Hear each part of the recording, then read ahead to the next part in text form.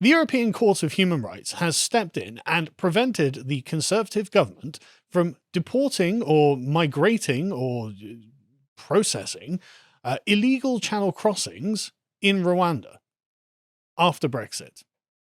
Did you guys know about this? Yep. Unbelievable. This happened today. I'm rather annoyed about it. And before we go on, if you'd like to support us for the price of a soup chat a month, you can sign up to lotus.com and get access to our premium content such as this Hangout I did yesterday. This new thing's really annoying me. Called Mega City 1 is not an aspirational future, in which we talk about, well, what will the future of Britain look like if we simply continue on the course of mass immigration that we're on now? And of course, the answer is we will be simply paving over the entire country to house people who don't come from here for some reason. It's not looking good, frankly, and this problem with the inability to deport foreign criminals is a part of the issue. So let's talk about what's recently happened then. So the Rwanda flight was stopped by the European Court of Human Rights in a last-minute dramatic intervention. This was, of course, in response to the Conservatives saying, no, this is happening under all circumstances. I mean, at least the Tories have been speaking the right language on this. Yeah. And I think it's not through lack of trying as well. You know, they knew they were going to come up against pushback, and they were prepared for it. So you've got to take the positives from it at least. Yeah. You know, where you flip it to Wales and you got Mark Drakeford, First Minister, saying this is the darkest day of British history, that the flight was going to go. We've been bombed by the Nazis before, Mark. Yeah. You know, like, do you not remember that? He doesn't remember. The point is that this is like hate, not hope. Writing nasty letters to your boss and the boss accepting what they've said. Yeah. Because there's been no evidence to the European Court of Human Rights other than a lawyer saying, this is his name, this is where he is, can you please stop it? Yep. And the fact that they still have jurisdiction over Britain kind of annoys me, but we'll talk about that in a minute as well. So this was, the appeal was granted by an out-of-hours judge. So he wasn't even in the office. This was, ring him up at the middle of the night. Look, if you don't do something now, it's like, okay, fine. And it's mad. And of course, the Home Office couldn't appeal the decision because who were they going to appeal to? The offices were closed. So it's all done, rather shadowily, in my opinion, if that's a word. Priti Patel said the plan will continue, saying that many of those removed from this flight will be placed on the next. Our legal team is reviewing every decision made on this flight, and the preparation for the next flight begins now. So like you say, I think the will is actually there. Although there are very many skeptical people like, well, the Conservatives intended for this to fail. It's like, well, this is kind of a big public L for the Conservatives. Yeah. I don't think they actually did intend this to fail. I just think they're not as competent as they need to be. So the Home Office or the government? This was Priti Patel herself who said that, but who do I think is incompetent? I don't think the Home Office is incompetent. I think the people staffing the Home Office know exactly what they're doing. The government is mildly incompetent, kind of rudderless, which is very frustrating considering the amount of raw power that they have at their disposal. But I don't want to preach the choir on that. No. Did you hear Peter Bone in the House? And he was grilling a obviously Home Office minister, junior, and he said, "Why don't you just pack the plane or pack the list with more than 250 people. And then even if the lefty lawyers get half of them, you've still got a plane full." Yeah. What was the response? And the minister, my honourable friends talks a lot of sense. They hadn't even thought of it. Yeah. It really is that they just don't have any vision. No vision. No vision. Yeah. No guile at all. And the fact she says four, there's going to be many of them going on to the next flight. What she means by that is four. Yeah. There's four of them going to be going on to the next flight. How big is the next flight going to be? I mean, this one was 11. Yeah. So, it's just madness. Like, 50,000 have come in the last couple of years just via the channel alone. And they're like, yeah, well, we're going to get 11 out. No, you're not. The European Court of Human Rights is going to interchange it. Well, it's 444 yesterday crossed. We'll get into it in a minute. But so the ECHR said that medical examinations of, say, one man who left Iraq in April and crossed to the channel by a small boat before claiming an asylum in May showed signs of possible torture. From France. They're making me a baguette or something. Like what? Yeah. Like what was the torture in France? Going to France. Yeah, exactly. But even then, okay, he was tortured in Iraq. Well, he wasn't tortured in Rwanda, was he? No. They've got a nice hotel there. It's all been paid for by the British taxpayer. Yeah. What stops him from going there? the Rwandans are sharpening their machetes or something. What, like, yeah, exactly. Yeah. Like, they're not, like, believe it or not, Rwanda is actually a country we can do business with. But in 1994, something terrible happened. Yeah, exactly. And the left are like, well, they can't go to that third world s-hole, can they? It's like, well, oh really? Who has a low opinion of black people now? Absolutely. Anyway, so this meant that this ruling took into account the assessment of the UN High Commissioner for Refugees that asylum seekers do not have access to fair and efficient procedures for the determination of refugee status in Rwanda. You know why? Just says it, so it must be true. It must be true. And therefore, and therefore they can't go. And so similar injunctions were later granted for the remaining 10 deportees until none were left. And that was it. European Court of Human Rights, sorry, you can't do that. Johnson hinted that he might be ready to take the UK out of the European Convention on Human Rights, which is a good idea if it's being used to subvert our own institutions and territorial integrity. Yeah. And this was quite dramatic. So the question is then, how is the UK, after Brexit, a member of the European Court of Human Rights? And I actually went and looked this up. So if you go to equalityhumanrights.com, a series of academics had written a paper on this.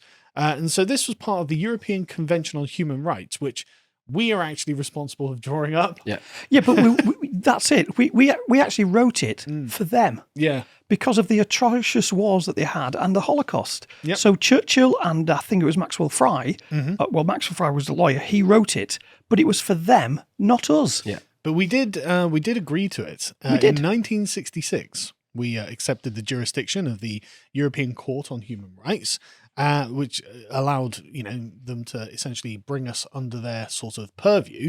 But in my opinion, Brexit did mean Brexit. Yeah. All of it. Yeah. I don't want anything from Europe having any say in this country ever. Yeah. For any reason. It passed through British courts with evidence. Yes. And it was stopped and rejected by a European court. Yeah. By a European judge who was probably sozzled. Yeah. And who was probably totally unbiased on the question of Britain and Brexit. He's not going to be salty at all in any way, shape or form. But the thing is, this ties into the Human Rights Act of 1998, so you can thank Tony Blair for this, that requires all public authorities to act compatibly with the European Court of Human Rights and the European Convention on Human Rights, providing a basis for the development of a human rights culture in public services. And this is the birth of the lefty lawyer, the lefty human rights lawyer who's decided that the criminals who cross the channel, definitionally criminals because it's illegal, are people who are just as deserving of legal representation as anyone else in this country for some reason. Not my problem. They shouldn't be here. Unfortunately, it is my problem, isn't it? But anyway, so the question is raised, well, what's going to happen next? And the BBC have some thoughts on it. So they point out that this has cost us a lot of money. There's £500 million in total, is the independent report, with 120 million of that just being an upfront payment to the Rwandans to do it, which is okay. Well, we've paid for it. Yeah. Can we get the service that we've paid for? You'd think that would be an acceptable request. And so, of course, no one has left. And they say, quote, the irritation from those in government is palpable and they're determined to press ahead with their plans. Well, that's something. That's something. At least there's a will in the Conservatives to get something done here. Yeah, I mean, the thing that you've got is you've got the will of the government, but the Home Office are actually, or the union is actually fighting the government. Yeah. So it's not it's not the Conservative got in on a manifesto, and the 2016 referendum, which I voted for and voted to leave Brexit. Yep. That is the will of the people, and it's been frustrated by those pen pushers in the Home Office. Yep. Get rid of them. Using literal legalese. And that is exactly it. In the Conservative Manifesto, in, was it 2018, they'd even written that they were going to reassess the Human Rights Act of 1998 to avoid exactly this kind of thing. Have they done it? No, of course they haven't, because for some reason they think they can just coast on, and the left isn't going to slowly but surely eat them up until there's nothing left for them to be able to do. You've got the power now to fix this, Boris. Do it, idiot. Anyway, so how does the public feel about this? How does the public feel about illegal migrants from God knows where just turning up on our shores and being given all the benefits that these people can be given? Well, turns out that most of them are not in favour. Shock. Yeah. Can you even imagine? No, really not. Mostly, like your average gran in like Somerset is just like, no. Yeah. You know? Yeah. But so when the Rwanda policy was announced, only 26% of the public opposed it, with 49% being in favour of it. And then the rest obviously just being like, I don't know, don't ask me. And so that's a pretty landslide 2-1 in favour of the policy. The Conservatives should be pushing this incredibly hard. Then the media machine sort of ground into gear and sort of start propagandizing people. But they only managed to get it to 41% in favour of it. So that down a few points, but still only 28% against it. So you can still see the public like, yeah, okay, we know what you're doing. But no, these people need to leave. Yeah. Yeah. And you've got to look at the Ukrainians. The Ukrainians with their families are escaping a war, and we can see that. Single men From Iran. from France. Yeah. Yeah. But originally from Iran. Again, no war in Iran, no war in France. What the hell are you doing? Absolute chances. I view these as adventurers. They are. They are absolute adventures. We tracked one, didn't we? Down at Penally Camp, we went and we actually spoke to them. And a number of admissions were made. One of them being, if you could have good or better, which one would you choose? Regarding France and Britain, why wouldn't you stay in France? And then the other one, he actually gave us his details on Facebook. And we seen him on Facebook. He was flying from place to place to place to place. And then all of a sudden he lost his passport and came across on a boat. And that we found that just by, it wasn't private. We didn't have to add friends or anything like that. We found it. It was all public there. information. Yeah. So why were they coming? What reasons did they give? If you could have good or better, they want to help. They just thought it'd be better to be here. Yeah, more money. They get everything for free. Don't they know about the weather though? Well, yeah, exactly. Yeah. That's why they were burning Penally down, because they didn't like the weather. Oh, really? Yeah, it was actually, because it was winter and cold and raining. Yeah. Well, it's not any less cold or raining over here. What the hell's wrong with you people? But right, so it's literally just they think it's going to be an improvement in their circumstances. Yeah, so I think that, and of course the international language of English, that is, as well as being a curse, a blessing. It's been a curse. That's a good point. Anyway, so again, the BBC point out that the Conservatives, the Prime Minister has said he would be willing to change the law to make delivering the policy easier. Then do it. Do it tomorrow. Yeah. Do it today. Yeah. The best time would have been yesterday, in fact. In fact, the best time would have been yesterday. Don't know why you just sat on your laurels on this. What's the point? I mean, Priti Patel's like, well, it's very surprising that the European Court of Human Rights has intervened, despite repeated success in our earlier success in our domestic courts. Like, is it surprising? No. Why is it surprising? Not at all. Not at all. Look at these people. They're doing everything to undermine our country. Yeah. Everything they can. They always have. Well, in fact, today now, suddenly since October, where we've been trying to change Northern Ireland, they've suddenly come today on the back of this to say that they're going to fight them in court. Yeah. And on top of that, they're now pulling us, the British universities, out of a project called... some science project. Yeah, the science project, and I've forgotten the name. I don't know the name of it either, but this is the point, isn't it? It's these constant actions that indicate a malevolent will. They've got intentions, designs on us. And let's be fair, the Europeans have always had designs on us. They've always hated Britain because we've always been the thorn in the side that says, no, maybe you shouldn't have a continental-wide tyranny. Yeah. Sorry. I mean, generally it's for your own good and the good of minorities on the continent, but what do we know? Anyway, so should we go through some brainlet takes on this? Yeah. I thought we'd go through some brainlet takes. Adil Ray, OBE, really simple question. Why are we sending Afghan Syrian refugees to Rwanda but paying UK citizens to house those from Ukraine? It's pretty black and white. It is actually, in fact, black and white, but that's not because Afghans and Syrians are black and Ukrainians are white. It's because the Ukrainians came here legally and those people didn't. Yeah. I mean, it's literally that simple. We all heard about the battles the Ukrainians even had to go through to get here. All the documents, the paperwork, and they've arrived with and still struggled. Yeah. And then obviously you've got the boat crossers who are literally throwing their passports into the water as they're coming across. Yeah. Sorry, who's following the rules? Who's not following the rules? Yeah. It's just, again, it is actually black and white, but not in the way you're implying, Adil. Yeah. But the thing is as well, there is an actual war going on in Ukraine. Yeah. Like there is actually a war, a live hot war where invading armies are crossing borders, unlike in France, where there should be invading armies but aren't. Just a joke. Take back Normandy. All I'm saying is Calais is rightful English soil. I But anyway, but the point is, there's nothing going on in France. But the thing is, is there anything going on in Afghanistan now? No, it seems to be over. Is it going on in Syria now? No, it seems to be basically over. But I guess these are enemies of the regime. So, okay, fair enough. You can say, okay, I've got to get out of these places because the regime is going to kill me. Fair enough. You're in a safe country. You're in France. You're in fact endangering yourselves by taking these dinghies across. Anyway, let's talk about how racist all of this is. Procedures, they're just racist. White refugees get sent to live with British families. Black and brown refugees get sent to Rwanda. This is so sickeningly effing racist. And then look at Leanne under there. I'd rather risk my chances and stay in Ukraine than be sent to a third world country like Rwanda. Leanne, that's a bit of a mask off moment there. Like you'd rather go to the white country than the black country because the black country's dangerous. Yeah. Even though there's no war in Rwanda. Yeah. And there is literally thousands of Russians bombing places in Ukraine. And it looks lovely, Rwanda.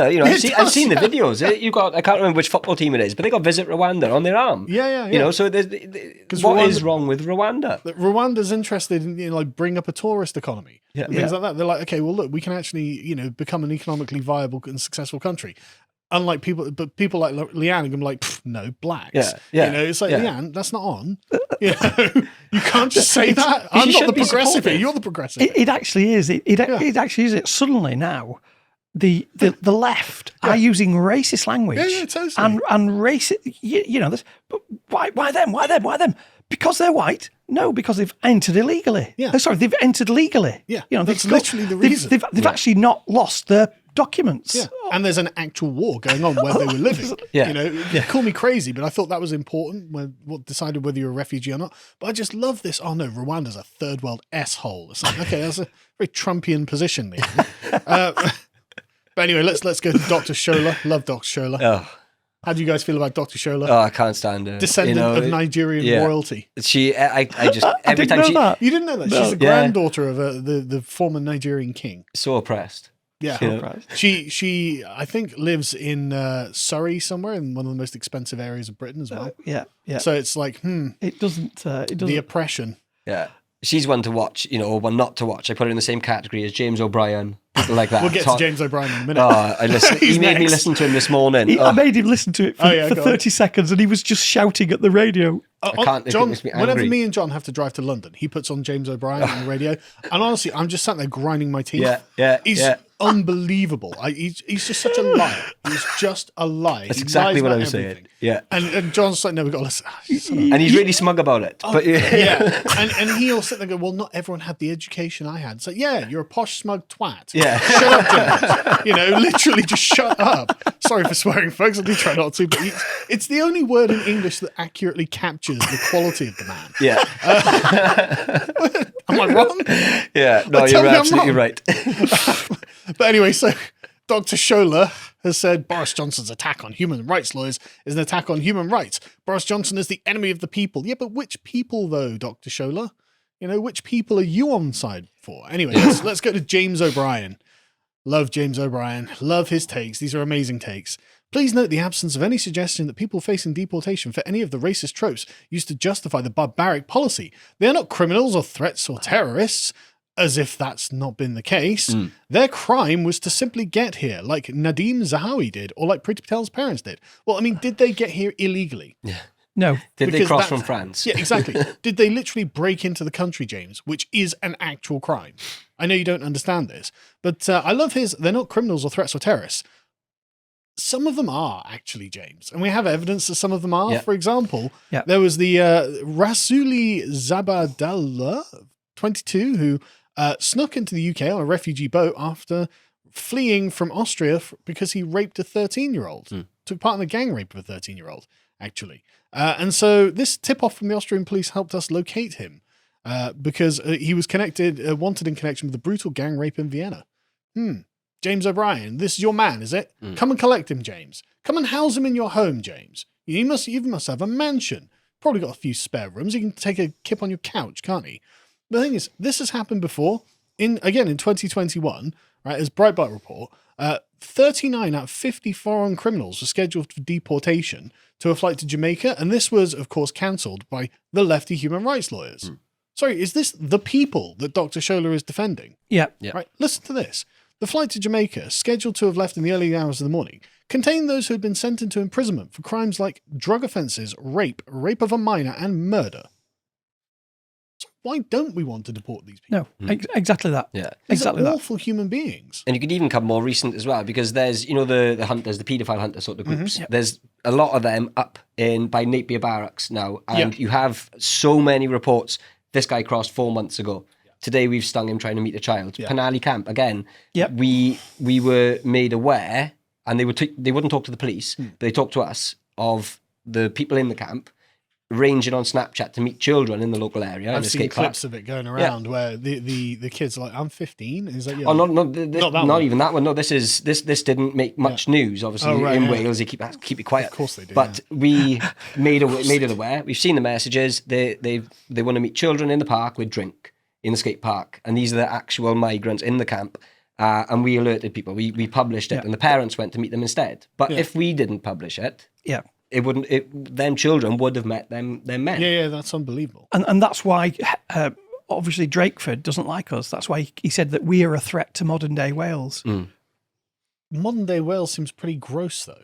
I'm glad I'm a threat to modern day Wales. Yeah, I like aspire Monday- to be a threat to modern day Wales. Modern day Wales seems awful and seems to be facilitating the rape of children and has people like James O'Brien defending. If James O'Brien is cheering for it, I'm against it. Yeah. I don't care what it that- is. yeah. Like saying they're not criminals or threats or terrorists. It's like, sorry, like that's an interesting stat, but I haven't got a source for it, John. But say James O'Brien saying they're not criminals or threats. Well, how do you know? You don't know who these people are. Exactly. You can't name them. You don't have their passports. A lot of them throw them away. You have no documentation, James. You can't say that. You're just assuming that. And in many cases, that's not true. Anyway, let's go on to the comedians. I love comedian takes because they're always bad. Frankie Boyle. How do you guys feel about Frankie Boyle? Before politics really came into comedy, I like the dry comedy was value funny, of it. wasn't he? I think what you use the word comedians quite loosely then, because I don't think they are. They're political, advertisers at the moment. Frankie Boyle now, just like Nish, garbage. Yep. Nish Kumar said that this was amazing and incredible. Why? Why do you care? Like, why is this your problem? So apparently a person called Deborah Francis White, host of the Guilty Feminist podcast, added, amazing. Imagine the emotional toll of those already traumatized souls put on that plane and then taken off, though. Are they still in detention? It's like, well, you don't know if they're criminals. Like, you don't know how many of them are rapists. Is he suggesting that we should give them a dose of Rohypnol? Maybe. Put them on the flight so they don't know nothing. Yeah. Is that what she's suggesting? But what I Possibly, love but- is they know they're not criminals and rapists, but they know they're doctors, teachers, nurses, astronauts. Exactly. They know all that. Yeah. None of them ever turn out to be that. But It's remarkable fetishization, isn't it? That's the thing. So, those traumatized souls. You don't know they're traumatized. They might be like, I tried my luck, didn't get in. Oh, well, that sucks. Yeah. You don't know. You don't know any of this. But I do think, though, that the people who advertise on social media that they're pro-refugees, I actually think they should be given refugees. Yes. But I genuinely think the government should be like, right, if you're advertising it, we'll take that as your willful compliance with a refugee policy. So you will now be legally obliged to host a refugee. We go to the next one, John. There's this amazing video from Abergavenny, which is when he says 95.8% white, he means 95.8% Welsh, right? I mean, you guys know, obviously. These people stop the flights. We want to be a town of sanctuary. We welcome refugees and things like that. So, okay, give them the refugees. Like, okay, 50,000 come over, dump them in Abergavenny. yeah. Yeah. Let them have them. There's some children in that as well. Yeah, I I'm know. sure I just seen they have no idea. Yeah. What that this actually means, and the Yep. fact that these people love they love to use the children to try and push them. It's there's so many levels of child abuse coming But from that they're side. so far removed from the problem that they have no idea that there is a problem. It's like, okay, well, sorry, if you've asked for it, you should get it. I'm at that point now. I've got no sympathy or patience anymore for these people. And what do they think that this is actually going to achieve? Do they think that the Home Office is going to say, "Oh look, but there was 6 people in Abergavenny in Wales that don't like this"? Same in Swansea. They had a demonstration in Swansea yesterday. I didn't know about it. We would have gone otherwise. What are they going to do? What difference do they think they make in? It is just to stand there and say, "Look at me, I'm virtuous." Yeah. But these people, and I mean these people, are the same people that turn up for the climate change emergency. Oh, yeah. The same people that turn up for any rent-a-mob.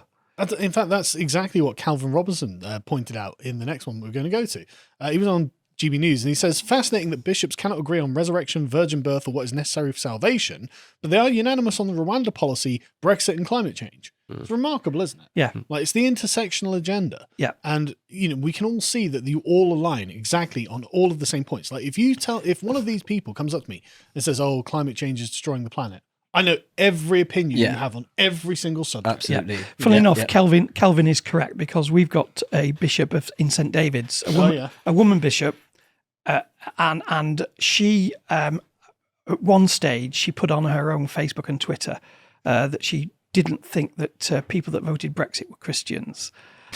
And then What? And then she had to take it down. So yeah, this is the kind of and I'm fighting in my own area at the moment. We've now got a trans priest. We've got 2 lesbian bishops. Yeah. And the whole thing around the divine, the breaking of bread. Are they saying, well, we can use something else then? Yeah. Or we don't need to use wine. Should we use Vimto or something else? Because of course they're interpreting the Bible differently to how it was handed down to us by Christ. This is literally what the Pope would have said about Martin Luther. Yeah. People who support Martin Luther aren't Christians. So yeah, we know you think that. God, but people who support Brexit aren't Christians.